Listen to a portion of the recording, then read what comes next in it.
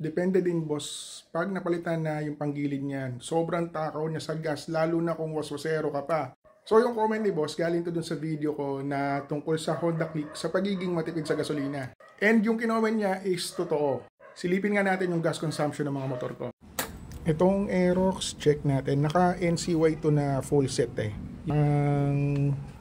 Ito, average fuel consumption ko is 32.1 kilometers per liter.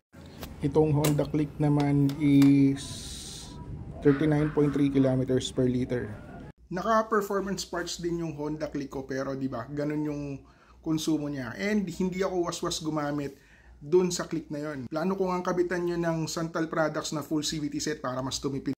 Kaya kung gusto mo talaga tipid, stay stock or at least maglaro ka ng konti sa bola.